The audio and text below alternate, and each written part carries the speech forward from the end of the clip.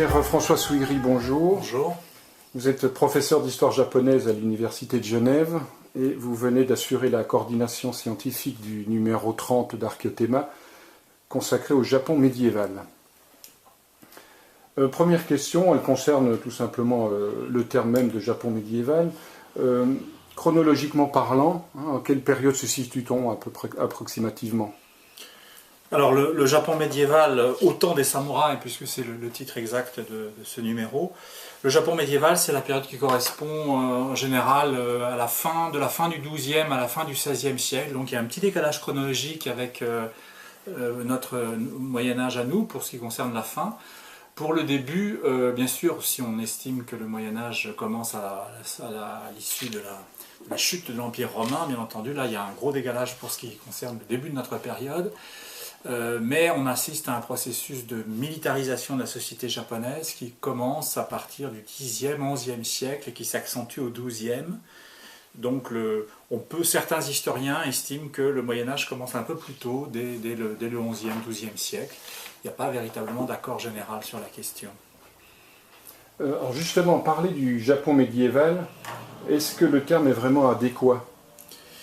Alors, la notion de médiéval qui renvoie donc à la notion de Moyen-Âge, c'est-à-dire de période intermédiaire entre deux périodes importantes de l'histoire, la période ancienne et la période moderne, c'est une notion qui a été adoptée par les Japonais eux-mêmes au début du XXe siècle. Alors les Japonais, de leur côté, avaient remarqué qu'il y avait une sorte de rupture dans leur propre histoire, avec l'émergence précisément de ces guerriers et la mise en place d'un régime de guerriers, donc à la fin du XIIe siècle. Il désignait cette période par l'expression « le temps des guerriers ». Et au début du XXe siècle, certains historiens ont insisté sur le fait qu'il y avait des similitudes entre le Moyen-Âge japonais, entre la période des guerriers au Japon et le Moyen-Âge occidental. Et donc ils ont fabriqué un mot qui n'existait pas ni en japonais ni en chinois, mais qu'ils ont fabriqué à l'époque, qui signifie donc la période intermédiaire, Chusei en japonais, et qu'on peut évidemment traduire par Moyen-Âge. Alors les Japonais l'utilisent eux-mêmes, ce terme. Il a évidemment une connotation particulière, c'est-à-dire qu'au début du XXe siècle, il s'agissait de montrer qu'il y avait un développement économique, social, culturel, politique assez semblable entre ce qu'avait vécu l'Europe aux temps médiévaux précisément, avec la montée des chevaliers, des seigneurs, d'une société féodale, et au Japon. Il y avait donc des sortes de parallèles possibles entre l'histoire européenne et l'histoire japonaise. Ça tombait à pic parce que le Japon à ce moment-là était en train de devenir une puissance impérialiste. Et expliquer donc à cette époque-là, donc au moment de la construction de l'État-nation, que le Japon était proche de l'Europe par son histoire et différent de la Chine ou de la Corée, ça avait évidemment un enjeu, il y avait un enjeu politique qui est évident. Donc le terme de Moyen-Âge a fini par passer dans la vulga. Tout le monde l'utilise au Japon comme chez nous, un petit peu comme on dit le Moyen-Âge. On peut dire de quelqu'un qu'il a un comportement un peu moyenâgeux pour dire qu'il est vraiment un petit peu en dehors des clous. On retrouve ce type d'expression au Japon aussi. Donc c'est un mot qui est passé maintenant dans le vocabulaire courant, donc on peut tout à fait l'utiliser. Mais il faut savoir que quand il a été créé, il y avait quand même une petite... il y avait une volonté quand même de marquer un discours idéologique pour justement se différencier notamment de l'histoire chinoise. Alors vous venez de le dire, les Japonais parlent donc de période intermédiaire pour désigner cette séquence de l'histoire japonaise. En Occident, en général, cette appellation est quelque peu dépréciative, comme vous le venez de le souligner encore une fois, car elle suppose notamment qu'on se situe entre deux périodes ou deux phases considérées comme plus marquantes ou plus importantes. Est-ce que c'est le cas au Japon également ? Alors il y a un peu de ça au Japon aussi. Lorsque le Japon s'est modernisé à la fin du XIXe siècle, la modernisation concrètement sur le plan politique s'est traduite par une restauration impériale. La restauration, ça veut dire qu'on revenait à un régime autrefois où les empereurs, les souverains en tout cas, régnaient et gouvernaient. C'est-à-dire une sorte d'âge idéal qui était donc l'époque ancienne. Et puis le Japon, malheureusement, était passé à travers ce temps des guerriers par une autre période moins favorable, on va dire, traversée par notamment des guerres civiles, des guerres féodales ou des guerres seigneuriales. Et d'une certaine façon, le Moyen-Âge japonais à cette époque-là était assimilée à une période plutôt noire de l'histoire. Donc on retrouve cette idée de temps obscur. Hein. Et en même temps, on retrouve aussi cette idée qui est commune donc, alors, à l'histoire de l'Europe et à l'histoire du Japon, c'est que ce serait donc pendant les temps médiévaux que les nations occidentales, les nations européennes se sont créées. Hein, les premières nations européennes sont apparues au Moyen-Âge, c'est ce qui était expliqué en tout cas au cours du 19e et du début du 20e siècle, et on retrouve cette idée au Japon aussi. C'est que le Japon, en entrant dans le temps des guerriers, donc dans l'âge féodal, dans l'âge médiéval, s'écarte en quelque sorte des modèles culturels chinois et devient en quelque sorte japonais pour de bon. Donc il y a une sorte de revendication en quelque sorte de ce Moyen-Âge. Donc il y a les deux, c'est-à-dire il y a cette espèce d'ambivalence entre un Japon, une période sombre, et puis une période qui quand même est à l'origine de notre propre société en quelque sorte. Alors, on va présenter très rapidement les thèmes abordés dans ce dossier, mais il y a une chose que je voudrais souligner, c'est que la plupart des auteurs de ce numéro-là sont des archéologues et des historiens japonais. Absolument. On a beaucoup insisté sur le fait qu'il fallait faire parler les Japonais en quelque sorte de leur propre histoire. C'est l'histoire du Japon sous le regard japonais en quelque sorte qu'on a essayé de mettre en scène dans ce numéro. Ça, c'est vraiment quelque chose de tout à fait original, je pense. Alors ça nécessitait évidemment beaucoup de travail de traduction, mais je pense que ce qui était important, c'est de donner la parole en quelque sorte aux historiens et surtout aux archéologues japonais qui ont fait un gros travail depuis un demi-siècle maintenant et qui ont contribué à remettre en question en partie leur propre histoire.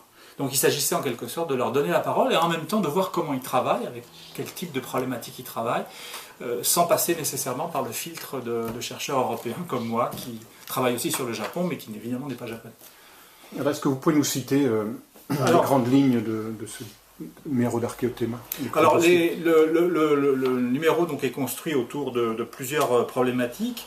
D'abord, l'importance du rôle des guerriers, ce qu'on appelle les samouraïs, et les endroits où ils vivent, donc les châteaux, les villes aussi. L'importance de la ville est un des éléments centraux de cette redécouverte archéologique en quelque sorte, et donc à travers les villes du commerce. Donc on arrive ensuite insensiblement sur les questions monétaires ou sur les questions de production de métal, donc les mines, et puis également les questions religieuses qui sont importantes, puisque bien entendu la société médiévale japonaise est une société non pas chrétienne mais bouddhiste, et le rôle de la religion est absolument central dans cette société. Donc on retrouve finalement à travers ces thèmes, à travers ces différents articles et donc ces thèmes, finalement presque un panorama presque général finalement de l'histoire du Moyen-Âge japonais, et je crois que c'est la grande qualité de ce numéro. Alors justement, quand on achève la lecture de tous ces articles, on a une espèce de sentiment j'allais dire de déjà-vu, c'est-à-dire qu'on y parle de grands seigneurs, de chevaliers, de guerriers, les samouraïs, de paysans, de moines, de châteaux, de villes, de villages, d'une économie essentiellement agricole et pastorale, tournée également vers la pêche, d'échanges, etc. Un peu comme une série de... En fait, c'est toute une série de thèmes qui ne sont pas sans rappeler notre Moyen-Âge occidental. La question que je voudrais vous poser, c'est de savoir s'il y a une sorte de déterminisme inhérent à l'histoire humaine qui fait que face à un certain nombre de contraintes extérieures, les hommes ont plutôt tendance à réagir de la même façon. Alors, la question que vous posez est une question importante à laquelle il est très difficile de répondre en 2 minutes, bien entendu. Il est certain que, et ça les historiens l'ont remarqué très très vite, pas seulement les historiens d'ailleurs, les témoins l'ont remarqué très très vite, en particulier par exemple les Portugais quand ils sont arrivés au Japon au XVIe siècle, ont tout de suite témoigné en disant, ben voilà, au Japon, bien sûr ils ne sont pas comme nous, bien sûr c'est très différent de notre société, mais quand même, il y a des comtes, il y a des ducs, il y a des rois, il y a des chevaliers, il y a des châteaux, et donc d'une certaine façon c'est une société qui ressemble un peu à la nôtre, avec des villes. Alors un des témoignages parle par exemple de villes libres. Et il y avait effectivement des sortes de cités autonomes dans le Japon du XVIe siècle. Et l'auteur dit ça ressemble tout à fait à la République de Venise ou celle de Gênes. Donc cette idée de la comparaison, en tout cas de la similarité entre les deux sociétés, est quelque chose qui a été souligné tout de suite et qu'on ne retrouve pas, bien sûr, lorsque les Espagnols arrivent en Amérique, par exemple. Personne ne dit que ça ressemble aux sociétés occidentales. Quand ils sont arrivés au Japon, ils l'ont quand même souligné. Donc il y a quelque chose de probablement qui les a touchés à ce moment-là, et qui ne relève pas uniquement du fantasme. Ça relève effectivement d'un certain nombre de structures sociales qui sont identiques, et c'est la raison pour laquelle les historiens par la suite ont défini ces sociétés comme des sociétés féodales, précisément. Donc dans le Japon médiéval, effectivement, il y a une couche de guerriers, qu'on appelle les samouraïs, qui sont donc des petits propriétaires fonciers, qui se sont constitués des fiefs, des seigneuries, et qui exercent sur les populations paysannes une domination, qui est une domination assez dure. Les populations paysannes, à leur tour, se constituent en des sortes de communes, qui résistent parfois à la pression fiscale. Tout ça débouche sur une grande instabilité politique. J'ai pu appeler dans un autre ouvrage le monde à l'envers, puisque l'expression des Japonais pour désigner cette instabilité, c'était ça. C'était l'idée que finalement, rien ne va plus, tout le monde fait n'importe quoi. Les paysans commandent aux seigneurs, et les seigneurs commandent au roi, ce qui ne va pas du tout. Donc il y a eu une sorte de monde à l'envers, de grande effervescence politique et sociale, qui ressemble un petit peu, mutatis mutandis, à ce qu'ont connu aussi les sociétés médiévales occidentales, avec la montée des communes, par exemple, à partir du XIIe, XIIIe siècle, et l'émergence de villes à la tête de réseaux d'échanges tout à fait importants. Et on retrouve au Japon aussi cette importance, et dans ce numéro en particulier, cette importance donc des échanges, non seulement à travers le Japon, mais aussi entre le Japon et le continent, la Chine, mais aussi l'Asie du Sud-Est, dans la seconde moitié de la période, en tout cas entre XIVe et XVIe siècle. Justement, oui, vous évoquez aussi tout à l'heure l'influence du bouddhisme. Quelle est l'importance en fait de la religion dans la société médiévale japonaise? Alors là aussi, c'est assez difficile de répondre en quelques minutes comme ça, mais l'importance du bouddhisme dans la société médiévale est fondamentale. Le bouddhisme structure une grande partie de l'imaginaire global de la société, et le bouddhisme, bien que ce soit une religion totalement différente du christianisme, n'est pas sans évoquer, par certains de ses aspects, aussi le christianisme, ou plutôt, d'une certaine façon, le christianisme s'est inspiré, ça c'est pas personne ne le sait ou peu de gens le savent, le christianisme s'est en partie inspiré du bouddhisme à travers notamment l'organisation des monastères, qui est une invention du bouddhisme et non pas du christianisme. Donc dans le Japon médiéval, mais c'est vrai aussi en Chine ou en Corée ou ailleurs, le bouddhisme structure en partie non seulement l'imaginaire, mais aussi l'économie, puisque les monastères sont à la tête de grands domaines. Donc ces monastères exercent donc leur seigneurie ecclésiastique pour partie en tout cas, sur une partie du territoire et donc sur une partie de la paysannerie. Donc le bouddhisme, d'une certaine façon, le bouddhisme au Moyen-Âge en tout cas, dans le cadre du Moyen-Âge japonais, exerce une influence sur la société qui n'est pas sans rappeler celle qu'a pu exercer le christianisme. Avec une différence majeure, c'est que le bouddhisme, à la différence du christianisme, est plutôt intégrateur et donc a cherché à intégrer à sa logique religieuse un certain nombre de cultes qui n'étaient pas des cultes bouddhistes à l'origine, en particulier ce qu'on appelle aujourd'hui le Shinto, c'est-à-dire les divinités locales en quelque sorte, qui sont intégrées au panthéon bouddhiste au lieu d'être expulsées ou rejetées ou éradiquées. Donc de ce point de vue-là, il y a une petite différence. La deuxième différence, si on devait en donner une, c'est que le bouddhisme japonais ne constitue pas une église au sens où on peut l'entendre dans le Moyen-Âge occidental avec un pape, une hiérarchie. Bon. Il est beaucoup plus éclaté en différentes écoles. On appelait ça autrefois des sectes, mais enfin ce n'est pas vraiment des sectes, ce sont plutôt des écoles de pensée qui sont parfois concurrentes, qui entretiennent des rapports parfois un peu difficiles, mais enfin ça débouche rarement sur la guerre civile quand même. Donc on a bien compris qu'il existe beaucoup de parallèles avec la société médiévale occidentale. Il y a également, vous venez de le souligner, pas mal de différences. Est-ce qu'il y a aussi des spécificités proprement japonaises? Alors, oui, bien sûr. D'abord, la culture est évidemment pas la même. La sensibilité aux arts fonctionne sur des bases assez différentes. Par exemple, l'importance de la poésie qui est centrale dans la société japonaise d'autrefois et qu'on ne voit pas au même niveau, en tout cas dans la société occidentale, l'importance de la calligraphie. Ce genre de choses, évidemment, n'existe pas chez nous, en tout cas pas au même niveau.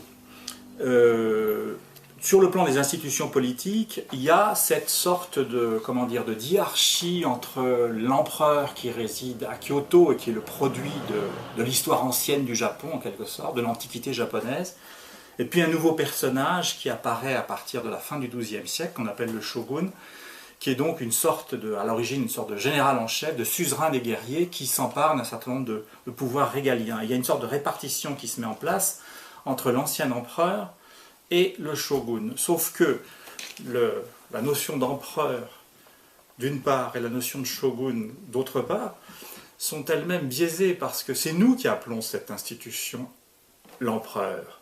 En japonais, on dit le tenno. Le tenno est à la fois est plus un pape en réalité, enfin plus un chef religieux, un pontife Maximus, en quelque sorte, pontifex Maximus, plutôt qu'un véritable roi, du moins pas à la période qui nous concerne. Autrefois c'était le cas, mais pas tellement à partir du XIIe, XIIIe siècle. Donc il y a une différence importante, c'est-à-dire que celui qu'on appelle l'empereur, si on l'assimile à un grand chef religieux, alors du coup, on revient à notre Moyen-Âge occidental avec un pape et puis des rois. Dans le cas du Japon, on n'en a pas plusieurs, on n'en a qu'un, encore qu'au XVIe siècle il y en a eu plusieurs, mais le shogun peut être assimilé du coup, non pas à un personnage extraordinaire, mais à une sorte de monarque féodal. Donc si on pense en quelque sorte au fait que le shogun, pour être shogun, a besoin d'être investi par l'empereur, et que le roi de France ou le roi d'Angleterre a besoin de l'Église pour être investi, ou l'empereur allemand a besoin de l'Église pour être investi dans sa fonction, alors du coup, les parallèles deviennent beaucoup plus importants que ce qu'on pourrait croire. D'ailleurs, les Portugais au XVIe siècle disaient qu'il y avait dans la capitale japonaise, à Kyoto, il y avait un pape. Et ils appellent les grands seigneurs des rois. Donc c'est nous qui avons ensuite changé de vocabulaire et qui du coup avons un peu brouillé les pistes. Mais si on en revient à cette idée que l'empereur est une sorte de pape et que le shogun est un roi, les choses deviennent très claires. Bien, Pierre-François Assoury, merci infiniment pour toutes ces précisions, et puis on retrouvera toutes ces informations dans le numéro 30 d'Archéothéma de septembre-octobre 2013. C'est moi qui vous remercie.